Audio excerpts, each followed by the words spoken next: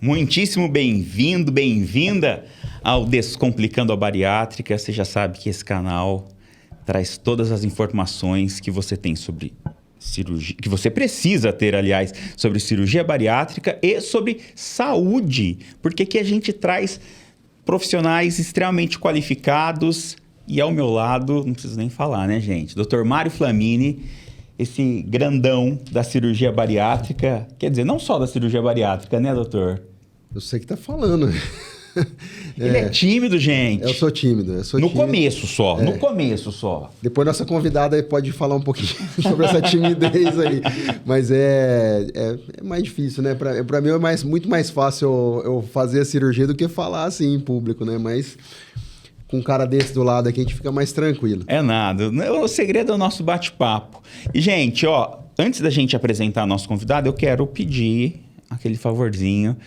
Curte, compartilha, manda para as pessoas que você gosta, porque aqui a gente não fica enrolando e não fica te apresentando soluções milagrosas, não. A gente fala de saúde, a gente fala sobre os diversos temas e quando você compartilha, o que acontece? Tanto o YouTube, quanto o Instagram, quanto as outras redes sociais, isso faz com que a inteligência, que chama algoritmo, entende que isso é relevante. Aí mostra para mais pessoas. E porque a gente sabe que hoje a internet tem muito médico de internet, né, Mário? Então, tem o Dr. Google. Tem o Dr. Google. Então, assim, aqui é uma fonte segura. Vocês vão achar informações aqui importantes para vocês mudarem o comportamento e ter uma saúde melhor.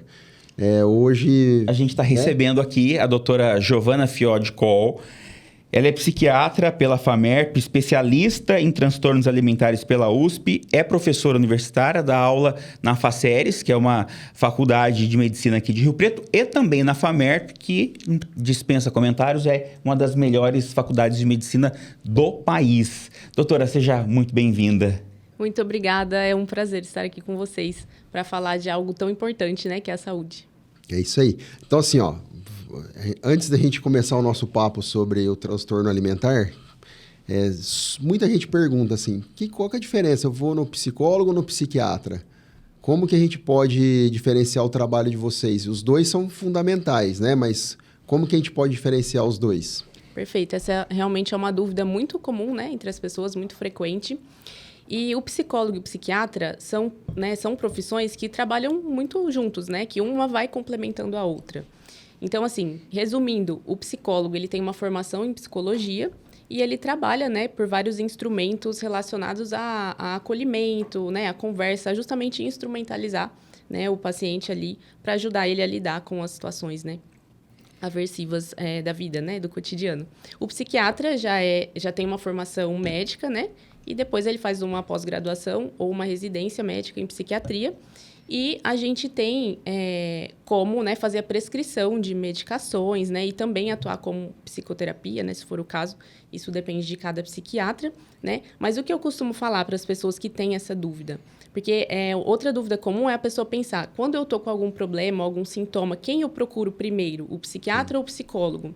E eu costumo passar que, assim, qualquer um dos dois. Porque se você procurar um psicólogo e ele achar necessário que você passe com um psiquiatra, por uma avaliação com um psiquiatra, ele vai encaminhar. E o psiquiatra, da mesma forma, se você passar por ele e ele identificar que é necessário fazer um acompanhamento, um tratamento com o psicólogo, ele também vai fazer esse direcionamento. Isso aí, um não dispensa o outro, né? Isso. Doutor, e as pessoas ainda têm um negócio com a palavra psiquiatra, não tem? Tem. Recentemente... Sou louco, né? Não sou louco. As pessoas... Não, um amigo meu tá indo num psicólogo e a própria família diz assim pra ele, agora você é louco, tem que te internar porque você vai em psicólogo. E aí um amigo tava... precisando de que o filho estava passando por uns problemas, eu indiquei um psiquiatra e ele falou, mas essa palavra é muito forte, acho que eu vou levar no neurologista. Sim. Isso é algo muito frequente, né? É uma questão até mesmo cultural, porque no passado, né, assim, há alguns anos atrás, não é nem um passado tão distante assim, a gente teve alguns fatos, né, relacionados à psiquiatria, a manicômios, né, a hospitais psiquiátricos, que geraram um certo estigma, né? Mas é totalmente, assim, irreal essa ideia. Porque se a gente for pensar em uma vida, ao longo dessa vida, é praticamente certeza que a gente vai precisar de auxílio, seja das pessoas próximas ou de um profissional, né? Então, essa ideia de que psiquiatra é coisa, né, de pessoa doida ou louca, né, são termos em que as pessoas usam mais, isso é totalmente incorreto, né? Porque as pessoas a gente tem na psiquiatria os transtornos mais graves e os transtornos mais leves, né? Só que a gente pode melhorar a qualidade de vida, a gente pode fazer tratamentos para que essa pessoa, né, tenha uma vida melhor, uma vida com menos sofrimento. E todo mundo pode estar sujeito a apresentar em algum momento da vida um sintoma ou um transtorno psiquiátrico. Isso é muito frequente, tanto que o Brasil é o país que tem mais pessoas ansiosas do mundo todo.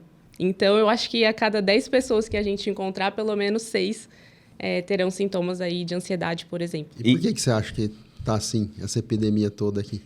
Aqui no Brasil, é muito relacionada o transtorno psiquiátrico, ele tem um fator genético, né, importante, mas também tem muita relação com a questão ambiental, né?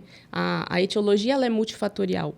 Então, a questão ambiental de muito trabalho, às vezes, né, a questão da vida mesmo, né, da pessoa, assim, de precisar trabalhar muito, alta carga horária de trabalho, essa questão de competição que vem sendo, né, cada vez mais influente no Brasil, principalmente pessoas que passam por mais dificuldades, né, elas têm uma propensão maior de desenvolver os transtornos mentais, justamente porque esse ambiente, ele não é tão favorável. E a gente também tem um excesso de informação, né? A gente faz Excesso muito de mais coisa num sim. dia.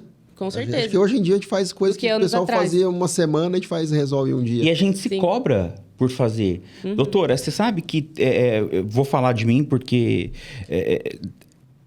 teve uma... Eu acho até que isso acabou me levando à obesidade. Eu estava emocionalmente tão abalado, tão destruído com tudo que estava acontecendo, que a minha própria psicóloga falou, olha, a gente precisa equilibrar algumas substâncias no seu cérebro, que eu não vou saber quais são, para que até a terapia flua, né? Para que a tua vida fique mais leve. Porque assim, eu fui descontando na comida e fui descontando em tudo, né? E aí a gente tem... Gente, não estou falando, pelo amor de Deus, as pessoas tiram tudo de contexto hoje em dia, de coach profissional, a pessoa que é formada. Tô falando dos coaches de internet. Aquela pessoa que fala pra você assim, você tem que acordar às 5 horas da manhã, correr 10 quilômetros, tomar banho gelado e não sei o quê. E aí você acha que todo mundo tem que colocar é como se fosse a mesma régua, e você tenta fazer, e às vezes você não tem aquele mesmo sucesso que a outra pessoa, e aí você começa a se comparar, e aí o que eu descontei? Comecei a descontar na comida. Comecei a comer.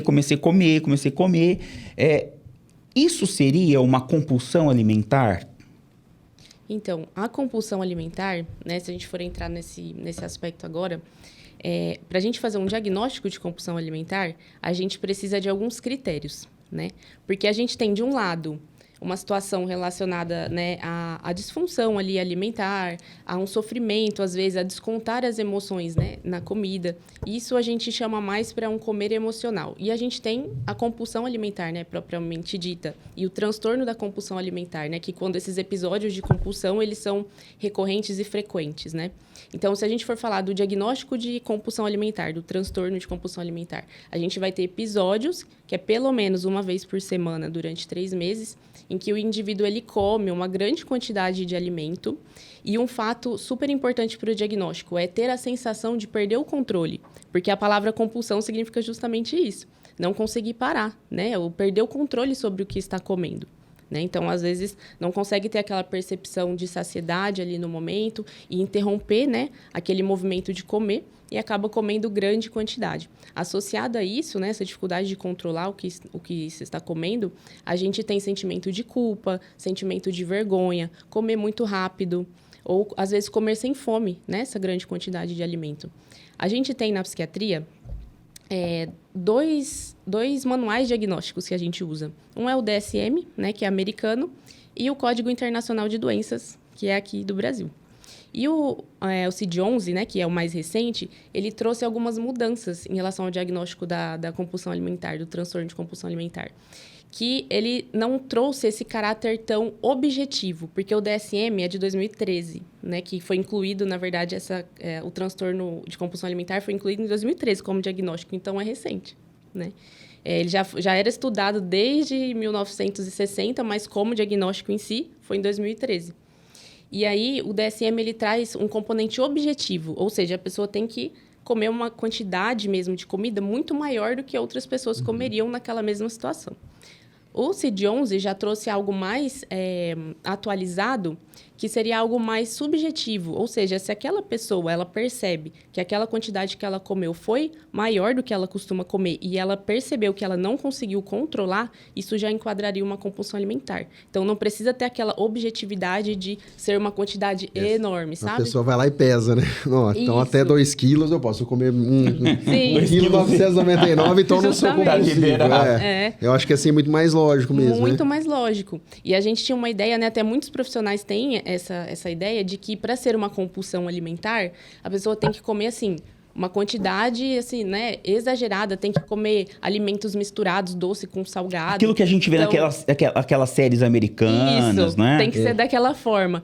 E não necessariamente. A gente tem visto que se aquilo traz um sofrimento para o indivíduo, né? Se essa forma de se alimentar traz um sofrimento e ele sente que ele está comendo muito mais do que ele costuma comer naquele episódio e ele não consegue controlar, então isso é bem lógico que seja, né, um episódio de compulsão. Essa questão da culpa depois, né? Da culpa. Da raiva, fala, por que eu fiz isso? Eu não... Nossa, isso é muito presente. Aí ele tá frustrado com alguma coisa, ele come. Aí depois... Ele fica alegre. Ele sente a raiva. Fala, poxa, eu podia ter controlado. Eu comi, agora eu não precisava ter feito isso. Aí ele fica mais frustrado ainda. Aí ele fica muito feliz. Aí o momento que ele fica feliz, ele come para comemorar. E depois vem a culpa porque comeu. Porque comeu, Doutora, e aí tá passando pela minha cabeça. Só gordinho tem compulsão alimentar? Não. Pessoas de peso normal podem ter compulsão alimentar também. Né? A gente, inclusive, você deve acompanhar, enfim, esses reality shows. Recentemente, a gente teve uma participante que é muito conhecida, que é famosa, Yasmin Brunet, que é uma menina que tem um corpo escultural e, né, enfim, tudo mais. E ela disse abertamente no programa que ela tem compulsão alimentar. Né? E isso chamou a atenção de muita gente e fez com que muita gente repensasse isso. Esse conceito, né? Porque às vezes as pessoas têm um conceito. Também é muito comum as pessoas confundirem obesidade com compulsão alimentar. Então, as pessoas têm uma ideia de que todo mundo que tem, né, obesidade tem transtorno de compulsão alimentar. E também não é assim. A pessoa que tem transtorno de compulsão alimentar, ela pode ter o peso normal, ela pode ter sobrepeso, ela pode ser obesa, assim, né? Inclusive... nos níveis de obesidade mais graves, né, é bastante comum ter o transtorno de compulsão alimentar associado, né? É mais comum do que quando a pessoa Mas... É magro? É magro, é? Mas acho que com a magreza, vamos dizer assim, tá mais associado à anorexia depois, né? Tem algumas... Na verdade, as pessoas elas podem ter mudanças de padrões dos transtornos. Então, por vezes, elas podem ter um transtorno de compulsão alimentar e depois desenvolver outro tipo de transtorno alimentar, né? Mas a pessoa pra tentar bloquear o outro, vamos dizer, compensar o outro. São dois extremos, né? A gente percebe na prática, na clínica, né? Que a anorexia e a obesidade ou a compulsão alimentar são dois extremos ali, né? Mas não necessariamente o indivíduo ele vai ter o peso, né, acima ali do normal para a idade, né, e para o sexo para ter transtorno de compulsão alimentar. Isso é um mito, né? Agora, Mário, você consegue identificar um paciente com transtorno alimentar que chega para fazer a cirurgia e você fala, epa... Sim, a maioria tem. Algum transtorno alimentar tem, embora... Também tenho muitos que falam, mas eu como normal, eu como bem e tal, não sei o quê. Aí você começa uma conversa, você começa a perguntar, e aí, às vezes, o que acontece, que eu vejo que é frequente, a pessoa ela não enxerga algumas coisas como comida, como alimento. Ele fala, não, mas isso aí não é comida. Isso eu tomei, tipo, tinha uma lá que falava, eu tomo um copo de leite com Toddy, mas isso aí não é comida. Você entendeu? Então, ela não conta como alimentação. Então, às vezes, ela faz sem perceber. Às vezes, no meio da tarde, ela come alguma coisa e não encara, e não coloca na cabeça dela que isso aí tá colocando caloria para dentro. Você entende? Então, existe esse tipo de padrão também. Claro que tem pacientes que comem certo e ganham peso. Isso aí já envolve um lado metabólico, um lado genético. Agora, a maioria tem distúrbio comportamental mesmo relacionado à alimentação. Sim. Né? Isso é o que você deu exemplo dessa paciente. Isso acontece mais com alimentos líquidos, né? É. Suco, refrigerante, né? Isso, Esse tipo não de coisa. contabiliza. Fala, não, contabiliza. isso aí não é, isso aí não é comida. Um chocolatinho? Mas o próprio refrigerante mesmo. Às vezes, vai falar, não, eu tomo um refrigerante, mas E eu só acha eu que como o certo. que estava no prato é que conta, né? Isso. Não o litro de Coca-Cola que vai tomar. Isso, é isso aí. Agora, pode operar um paciente que tem um transtorno alimentar?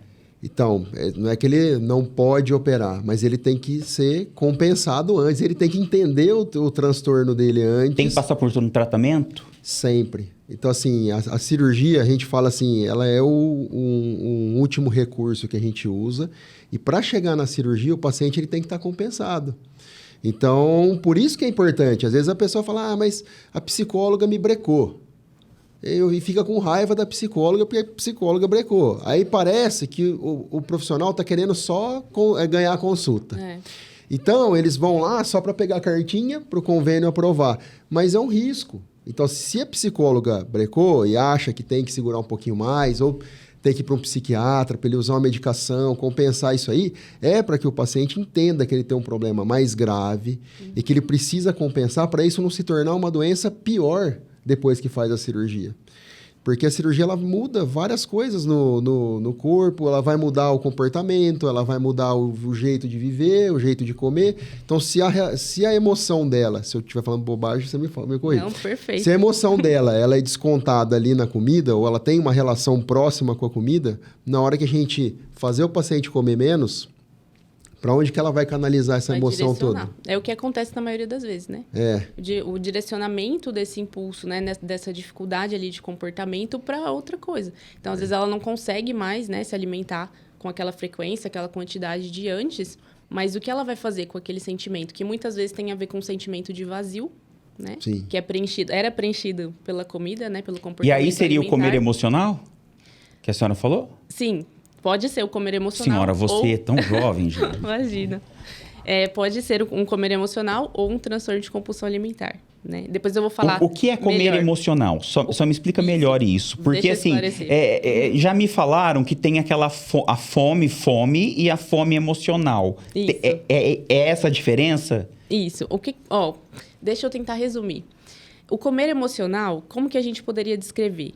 Quando a gente desconta as nossas emoções, algum desconforto emocional, ou até mesmo uma emoção positiva, né? Acontece mais com as desconfortáveis, mas pode ser a emoção positiva também, na comida, né? Então, isso é um comer emocional. Ou seja, naquele momento a gente não estava com fome, a gente não precisaria, né, do alimento ali, como fonte biológica, mas essa emoção nos levou a comer. Deixa eu ver né? se eu entendi. Tô em casa, almocei, tá tudo bem, tranquilo. Aí fico, sei lá, briguei com a namorada, aí eu falo, quer saber, vou lá e como uma caixa inteira de chocolate. Isso seria? Isso é um comer emocional. E é um comer disfuncional, né? Então, é algo que não é funcional, digamos assim. Porque você poderia ter outras habilidades para lidar com essa emoção. Então, você poderia ligar para alguém, conversar, você poderia, né, buscar uma ajuda ou alguma atividade de relaxamento para você tentar, né, digerir aquilo, digamos assim, essa emoção, né? Mas você recorreu à comida. E se isso acontece de vez em quando, também não tem problema, né? Nós somos seres humanos e às vezes a gente vai recorrer à comida. Isso também não é um problema. Só que quando a gente recorre à comida de uma forma muito frequente, né, em toda emoção negativa, por exemplo, aí acaba sendo um problema, porque a gente vai ter consequências, né? Então, esse é um comer emocional. A compulsão alimentar, ela acaba sendo também um comer emocional, né? Só que aí ela já tem todos aqueles critérios que eu disse, né? De comer uma quantidade maior, falta de controle, sentimento de culpa, comer mais rápido, comer sem fome, né? Isso já é um transtorno, um diagnóstico, né? Ela é um comer emocional também, mas nem todo comer emocional é um transtorno de compulsão alimentar. Gente, que complexo. É difícil, né, Marião? É complexo. Agora, doutora, perdão. Não, geralmente, às vezes a pessoa ela demora para reconhecer, né? E quando a pessoa mesmo, assim, quando ela mesma reconhece, pode ser às vezes que já está num grau um pouco mais avançado. A família, o marido, a esposa, a mãe, o pai, o namorado, enfim, quem está perto, consegue ter alguns sinais de que aquela pessoa está precisando de ajuda? Consegue, com certeza. Inclusive, o apoio, né, familiar ou de pessoas ali, né, do círculo social é muito importante, né? Essa observação, esse apoio. E claro que sempre, quando identificado, né, alguma alteração, procurar um profissional, né, para realmente conseguir E quais seriam avaliar esses sinais? Assim, uns sinais básicos, doutora. Só para vamos supor que o marido identifica que a esposa está tendo uma compulsão. O que ele deve observar? Se um familiar pode observar que está tendo alguma coisa, digamos assim, né, fora do controle, se essa pessoa, muitas vezes ela começa a comer escondido, ela começa a não fazer as refeições, né, junto com os familiares, ou ela até faz as refeições, mas depois ela vai comer mais sozinha. Às vezes é muito comum a gente atender pacientes que eles têm alimentos guardados para que eles possam comer à noite dentro do quarto sem ninguém ver, ou de madrugada. Né? Então, observar esses comportamentos é muito importante. A insatisfação corporal também é algo bem marcante, né, para pessoas que têm alteração de comportamento alimentar. Então, a pessoa que vem, né, muito insatisfeita com a forma corporal, uma pessoa que ela não tem mais um controle na hora de comer, que está comendo uma quantidade excessiva de alimentos, né? Então, tudo isso são coisas que podem ser observadas por familiares e direcionadas a um profissional. E o duro é que quando a família fala, às vezes a pessoa fica com raiva, né? Fala, pô, vocês vão ficar me fiscalizando? Então, assim, acho que eles precisam tentar achar uma maneira de ajudar sem criticar. Isso. É o que a gente chama de comunicação não violenta. Né? É conversar. Eu acho que quando você acolhe a pessoa... Isso, né? com certeza. Igual, antes de apontar, porque se você chega já falando, você tá comendo demais, você já fica com raiva e você nem já vai me escutar. Raiva, não vai ouvir. É igual quando vai no consultório. Aí você fala pro paciente e o acompanhante tá junto. O acompanhante fica só assim, ó. Tá vendo? Quando eu falo, né? Eu te avisei. Quando eu falo, você não me escuta. Mas é o jeito de falar. E normalmente é a mãe, assim, né? Que fica em cima mais. E também a pessoa também não entende que ela não tá falando por mal. Ela quer o bem. Mas eu acho que é o jeito mesmo. Quando a gente tá em sofrimento... Quanto mais, como é que fala, drástico assim for o conselho, às vezes você vai repelir aquilo lá. É porque você não acolhe, né? Você não acolhe. A gente chama isso de, assim, comunicação assertiva. Essa comunicação, ela não pode ser violenta, ela não pode ser, né, uma comunicação que aponte defeitos, né, enfim. Então, ela tem que ser uma comunicação assertiva. O que a gente orienta, né? Isso para qualquer tipo de doença, né? Quando o familiar observa que essa pessoa ela pode estar em sofrimento ou pode estar passando por algum problema de saúde, né? O ideal é você justamente acolher essa pessoa, então ouvir essa pessoa, perguntar o porquê que isso está acontecendo, o que ela está sentindo, né? O que está levando ela a ter esse tipo de comportamento. Buscar mostrar que você está preocupado com ela, que você se importa com o bem-estar dela e aí sugerir, né, que procure um profissional. Então, essa é a forma mais assertiva da gente, quando identifica alguma coisa, né, em algum amigo, algum familiar, tomar essa conduta, né? Porque posturas, né, violentas ou posturas de falar, não, você não está fazendo errado, você tem que mudar, você não pode fazer isso. Enfim, isso só piora, na verdade. Essa pessoa ela tende a ficar mais angustiada, se sentindo mais culpada, e isso afasta ela de buscar ajuda e uma solução adequada no lugar, né, de fazer o que a gente está querendo. Doutora, você falou de adolescentes, né? E eu tenho um dado aqui muito interessante de um estudo que foi publicado ano passado numa revista chamada Eating Disorders. Deve ser uma revista muito respeitada, né? Principalmente aí no meio de quem estuda isso. Ela acompanhou 200 adolescentes com distúrbios alimentares. E desses 200 adolescentes, 90% deles apresentavam pelo menos um problema emocional, como ansiedade, depressão ou baixa autoestima. Ou seja, quase de 10 pessoas, 9 apresentavam algum problema desse. E a maioria começa na infância, né? Assim, o que eu percebo isso, aí sempre fala assim, não, eu já tô assim desde pequeno. Desde pequeno que eu tô acima do peso, e aí vai vindo um monte de coisa junto, e vem questão emocional, que vem trazendo da família, e isso aí vai refletindo na alimentação, aí ganha peso, e aí... Mas sabe o que eu acho? Só, assim, enfim, fazer uma provocação até. Eu acho que na infância a gente meio que não se percebe, mas eu acho que quando chega a pré-adolescência, que eu acho que a ficha cai e aí você meio que... Você não percebe, mas os colegas de escola não perdoam. E criança, gente, não vem falar que é inocente totalmente, não. Porque criança coloca apelido... Não, mas não é isso. Eles põem, mas não, eu acho que eles não entendem a gravidade. A gravidade, é isso. Mas coloca apelido. Põe. Coloca. Nossa, gente. E o sofrimento já existe ali, né? Mas realmente a população adolescente é uma população muito exposta, muito vulnerável, né, para os transtornos mentais, seja ansiedade, depressão ou até mesmo alimentares, né? Então, a gente tem vários estudos sobre o porquê disso, né? O adolescente, ele é mais sugestionável, ele quer participar de grupos, né? Então, ele quer ser bem aceito, né? Isso, se a gente for lembrar da nossa adolescência, a gente vai se identificar com isso. A gente queria participar de um grupo que a gente queria ser bem aceito, né? A gente não quer... Na verdade, ninguém gosta de ser apontado, né? Com alguma coisa que não está dentro ali, né? Do que as pessoas esperam. Isso é um trabalho que a gente precisa desenvolver, né? Com essa população. E depois da pandemia, tudo se intensificou muito, né? Todos esses relacionamentos, tudo isso ficou muito, muito pior por vários motivos. E a gente tem também, nessa população... Agora, essa era da mídia social, né? Que é algo também que influencia muito. Porque tem toda aquela idealização, né? De pessoas, né? De pessoas com corpos muito bonitos, né? Que, na verdade, não são reais, né? E, na verdade, tem esse lance de filtro, doutora, que as pessoas estão usando, sim. E as pessoas estão se distorcendo da realidade, irreal, não é, né? Mário? Não, no Instagram todo mundo é feliz e bonito. Todo mundo é feliz e bonito, Não porque tem ali tristeza, é um recorte, né, da vida. Então, assim, é um momento, né? E, às vezes, nem é a realidade, muitas vezes, né? Que é a questão de filtro, de, às vezes, Photoshop, coisas, né, nesse sentido. Então, às vezes, não é a realidade. Então, aquele adolescente, ele vai se sentindo fora, um peixe fora d'água. Parece que ele não é suficiente, né? E aí vai vindo as questões de insatisfação corporal, de baixa autoestima. Isso é fator de risco, assim, para diversos transtornos mentais, né? Então, a internet, ela veio solucionar muitos problemas e veio ajudar, né, em muita coisa, mas, infelizmente, a gente tem muitos prejuízos, né? Principalmente com o uso incorreto desse tipo. Mas aí, vamos supor que a criança... já vem de uma criança gordinha, vem para adolescência, e aí a gente recebe muita pergunta, inclusive, de pessoas falando assim, mas não pode... Porque, de repente, às vezes é o caso. Não pode operar adolescente.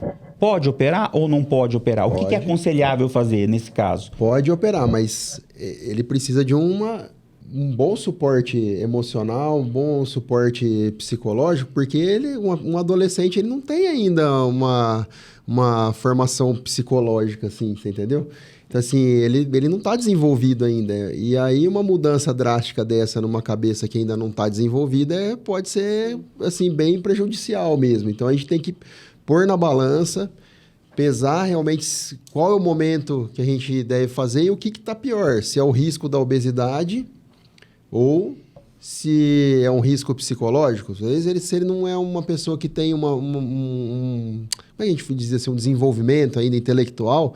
a gente tem que tomar cuidado com isso. Tem crianças que são operadas? Tem, mas aí o problema da obesidade é tão grave, que aí é melhor correr o risco e trabalhar esse lado emocional depois da cirurgia, entendeu? Então, a gente tem que tentar achar o momento, né, de cada um. E é importante o paciente, a família entender que se às vezes aquele não for um momento, é porque não é realmente o melhor momento e a gente tem que trabalhar para chegar na hora certa e fazer a cirurgia para funcionar lá na frente. Sim, eu tenho muitas perguntas e muitas provocações, mas eu tenho um dado aqui muito interessante. Gente, jornalista ama número. Da revista Obesity Surgery, de 2022, que acompanhou 150 pacientes que fizeram bariátrica por 5 anos. E os participantes, essas 150 pessoas, apresentaram uma redução muito significativa, claro, do peso corporal, mas o que chamou a atenção dessa pesquisa foi a melhora além da pressão arterial, diabetes e tudo mais, os sintomas de depressão e também ansiedade. A senhora já chegou a observar alguma coisa assim, doutora? Assim, de uma pessoa que de repente operou e melhorou a autoestima, ficou bem, ficou feliz? Sim, com certeza, né? São vários pacientes que depois, né, de passarem por uma cirurgia desse porte, elas se sentem, né, mais confiantes, com a autoestima, né, melhor. Até mesmo algumas dificuldades, né, que elas são superadas, né? Então, com certeza. E a gente tem os dois lados, né? Geralmente isso acontece com pessoas que já têm todo um preparo muito bem feito, né? Psicologicamente, né? Agora, quando esse preparo também ele não é realizado de uma forma ideal, digamos assim, né? Ou, às vezes, a própria paciente tem resistência, né? Igual o doutor passou aqui pra gente. Aí pode acontecer o contrário disso, né? Então, às vezes, igual a gente estava falando de desviar, né? Aquele impulso do alimento, a gente percebe muito o desvio para substância psicoativa. Então, seja álcool, né? A pessoa, às vezes, fica com dependência de álcool ou outras substâncias. Às vezes, para compras é algo muito comum também. Acaba se endividando e tendo vários problemas, né? E a gente tem uma alteração de padrão alimentar também. A gente pode ter, né? Não é que todo mundo vai ter. A gente pode ter alguma alteração de padrão alimentar. Então, às vezes, a pessoa tinha um transtorno de compulsão alimentar e se isso não for tratado e não for corretamente acompanhado, esse padrão pode mudar. Porque depois da cirurgia bariátrica, né? Às vezes, a pessoa não vai conseguir, né? Fisicamente mesmo, comer aquela quantidade de alimentos. Então, ela não vai ter mais episódio de compulsão. É difícil adaptar, né? O volume. Isso. Só que o que acontece? Ela começa a ter um padrão de beliscamento, que é algo muito frequente, né? Sim. O doutor até deve ter essa experiência. Só vira o microfone um pouquinho, doutor. Então, esse padrão de beliscamento é o quê? Aquela pessoa que vai comendo em pequenas quantidades, mas a todo momento ela está comendo. Então, fora dos horários das refeições, né? Ela está sempre comendo, beliscando alguma coisa. E isso impacta também no resultado, né? Do pós-cirúrgico ali para ela, né? E, então, é algo que a gente precisa realmente cuidar, né? E o cirurgião também ter a equipe, né? Ter essa consciência de que precisa cuidar dessa parte emocional, da parte psicológica, tratar algum transtorno, né, que eventualmente possa estar presente, isso é muito importante. Então, isso oferece também uma segurança muito grande, né, para o paciente. Doutora, e aí chegamos num ponto que eu queria chegar, que há muito tempo a gente estava querendo tocar nesse assunto, que é meio que senso comum as pessoas falarem assim para mim, antes de eu fazer a cirurgia. Eu falei para poucas pessoas que eu ia fazer a cirurgia e pessoas assim que têm um bom conhecimento, que estudam e tudo mais. Ah, mas quem faz bariátrico fica alcoólatra. Hoje é alcoólico, né? O termo certo. Quem faz bariátrica fica louco. Quem faz bariátrica fica depois... O que seria isso, doutora? Justamente o que a gente estava falando sobre mudar, né, o foco da alimentação, porque as emoções que eram descontadas muitas vezes na comida, elas precisam mudar o foco, porque ali já não acomoda muito bem, né? Então, isso é comum acontecer?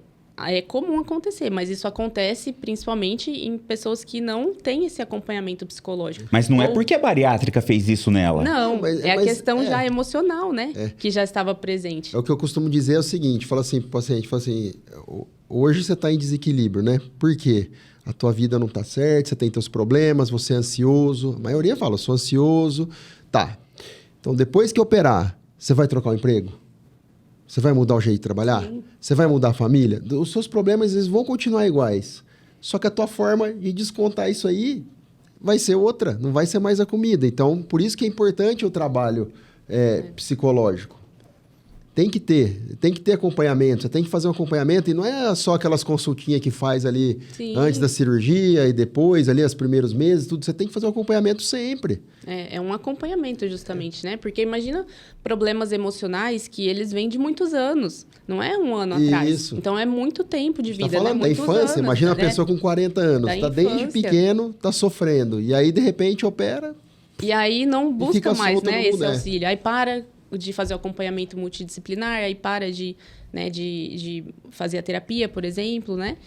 Muitas vezes nem volta em acompanhamento, né, de vocês. Então, aí ele fica exposto a um risco muito grande, porque, assim, ele vai precisar lidar com aqueles sofrimentos que ele tem, né? Então, por isso que precisa de um acompanhamento. Depois que ela faz a cirurgia, é claro que essa cirurgia bem indicada, né, ela vai ter inúmeros benefícios, né, para a saúde, enfim, para a autoestima e tudo mais, inúmeros. Só que ela precisa continuar um acompanhamento, né, porque aquela questão de saúde, ela estava presente por vários motivos. Então, se a pessoa não continua o acompanhamento, a chance disso, assim, levar a outros problemas é muito grande. Então, essa é a importância, realmente, de acompanhar com a frequência determinada, né, pelo cirurgião, com a frequência determinada pelo psicólogo, às vezes pelo psiquiatra, né, se for necessário, mas manter esse acompanhamento. E sabe o que é mais difícil?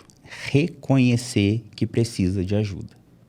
É bem, né? bem difícil. Reconhecer para si mesmo. Mas às Sim. vezes eu acho que ele até reconhece. O difícil é ele aceitar o fato de que ele precisa ir lá e ele dá o primeiro passo para ir. Sim. Porque, assim, é duro você também ouvir as verdades lá, né? Ou, assim, reconhecer e colocar em ação as coisas que ele tem que fazer para melhorar. Então, assim, é difícil mesmo. Vencer a inércia ali, começar a modificar o teu estilo de vida não é fácil. É igual uma pessoa que nunca fez atividade física e, de repente, ele vai começar. Ele vai sentir dor, vai sentir cansaço, vai ter preguiça, vai ter vontade de não ir, mas se ele perseverar e continuar, ele vai conseguir. Vai ter pegar o gosto pela coisa depois. A mudança de comportamento, ela nunca é fácil. Se a gente tem já um comportamento que persiste por muito tempo, a gente mudar esse comportamento, por exemplo, o sedentarismo, né? A gente sair do sedentarismo não é fácil, é um desafio. Então, vai precisar, assim, mobilizar muita coisa dentro de nós, né? E fora, às vezes, para a gente conseguir manter isso. Mas depois que a gente consegue modificar esse comportamento, a gente precisa também manter esse comportamento. Então, são desafios, né? Mas a vida também, né? É importante se cercar de pessoas, doutora, que estão naquela mesma, como dizem, vibe certeza. por aí, na mesma sintonia que você, porque não adianta nada. Você emagreceu, aí você continua com a mesma, assim, desculpa, gente, mas assim, com a mesma turma, a mesma rotininha que sempre te levou Com pro certeza. buraco, né? Então... Não, com certeza. O ambiente modula muito de nós, né? As pessoas que a gente convive também modulam muito. É a mesma coisa, se a gente vive em um ambiente, por exemplo, se a gente mora em uma casa onde as pessoas têm hábitos ruins, a tendência a gente ter também hábitos ruins é muito maior. Se a gente mora em um lugar que as pessoas, a família tem bons hábitos, as chances de a gente também seguir esses hábitos é muito maior. Então, o ambiente e as pessoas, elas modulam, sim, muitos dos nossos pensamentos, né, das nossas atitudes, do nosso comportamento. Então, com certeza, faz diferença. Doutora, durante esse tempo do nosso podcast, a senhora avaliou que eu preciso de uma intervenção psiquiátrica grave, porque eu convivo com uma pessoa que me deixa louco. Não é só eu, né? Não é o contrário, né? Gente, esse cara, vocês não têm noção. A gente se ama, mas ele me deixa louco. Não. Ontem à noite eu passei um trotezinho nele. Ele falou assim, Fernando, o estúdio não foi marcado, não sei o que, não sei. Aquilo no meu coração, eu tava me preparando pra dormir. Acelerou de um jeito. Depois ele ligou mas assim, menos de 2 minutos depois falou assim, pegadinha do malandro, não sei o quê. E aí até dormir, né? Mas eu teu sono fica xinguei gostoso. tanto ele. Doutora, o assunto rende, né? Ai, rende. Se pudesse, Então, acho que a gente ficaria aqui. Isso aí que a gente conversou hoje, assim, é o que eu falo. O paciente, às vezes, ele tem a ideia que a cirurgia vai fazer tudo para ele. Sim. E quando o paciente consegue vencer essas coisas e controlar a doença e melhorar do ponto de vista emocional, tudo, isso aí tem que ser um motivo de orgulho para ele, porque a cirurgia ela só deu o primeiro passo. Então, eu fico muito feliz quando eu consigo ver que o paciente realmente transformou a vida dele. E conseguiu atingir o objetivo e vai controlar a doença lá na frente. Mas ele tem que entender que é fundamental a gente trabalhar em todas as áreas. Não é só a cirurgia, não é só ir lá cortar o estômago, cortar o intestino, não é isso que vai resolver o problema. Então, tem que dar valor, tem que dar importância que o lado emocional precisa, tá? Isso aí nós vamos trabalhar bastante aqui, isso foi uma primeira passagem que eu queria muito que tivesse, e com certeza vão ter outros, né? Com Se certeza, você puder vir aqui com a gente mais vezes, vai ser muito bom, tá? É isso, gente. Doutora Giovana Fiode Coll atende aqui em Rio Preto, e recebe pacientes de toda a região. Doutora, muito obrigado pela sua participação.